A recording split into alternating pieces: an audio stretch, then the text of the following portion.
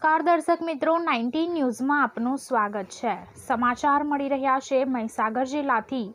આજરોજ મુખ્યમંત્રી શ્રી વિજયભાઈ રૂપાણી મહીસાગર જિલ્લામાં કિસાન સૂર્યોદય યોજનાનો કરાવ્યો શુભારંભ। જિલ્લાના 6 તાલુકાના 127 ગામોના 5813 કિસાનોને આ યોજનાનો લાભ પ્રાપ્ત થશે।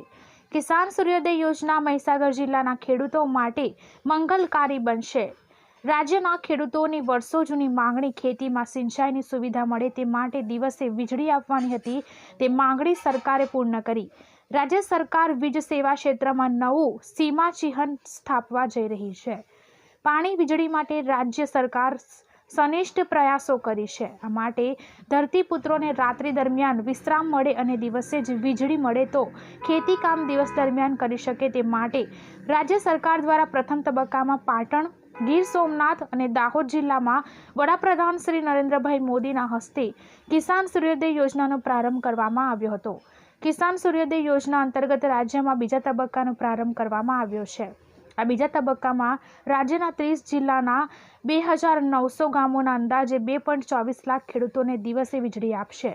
બીજા તબક્કાના કિસાન સૂર્યોદય યોજના અંતર્ગત આજે 13/1/2021ના રોજ બપોરના 2 કલાકે મહીસાગર જિલ્લાના મુખ્ય મથક લુણાવાડા ખાતે પોલીસ પરેડ ગ્રાઉન્ડ ખાતે મહીસાગર જિલ્લાના 6 તાલુકાના 127 ગામોના કિસાનો માટેની આ યોજનાનો મુખ્યમંત્રી શ્રી વિજયભાઈ રૂપાણીએ પ્રારંભ કરાવશે। આ અંગેની વિગતો આપતા મહીસાગર MGVCLના કાર્યપાલક ઇજનેર શ્રી રાકેશભાઈજી શાહે જણાવ્યું હતું કે રાજ્ય સરકારની આ મહત્વાકાંક્ષી કિસાન સૂર્યોદય યોજનામાં MGVCL સહભાગી બની રહ્યું છે અને તેના દ્વારા મહીસાગર જિલ્લાના 6 તાલુકાના 127 ગામોના 5813 કિસાનોને તેનો સીધો લાભ મળતા ખેડૂતોને હવે દિવસે વીજળી મળતા રાતના ઉજાગરા, વન્ય જીવજંતુના ભય, કડકતી ઠંડી અને ચોમાસામાં પડતી મુશ્કેલીઓમાંથી કાયમ માટે મુક્તિ મળશે। આ ઉપરાંત સૂર્ય ઉર્જા થકી દિવસે થતી વીજળીનો દિવસે જ વપરાશ કરવાથી દિવસે ખેતી કરવાથી રાત્રે આરામ પણ મળી શકે છે।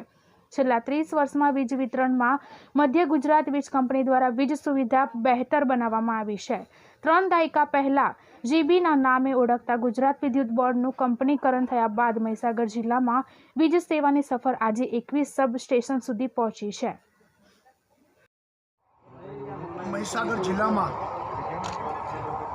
કિસાન સૂર્યોદય યોજના એના બીજા તબક્કાનો પ્રારંભ શરૂ કરાયો છે। જાન્યુઆરી 20 સુધીમાં 4000 ગામડાઓ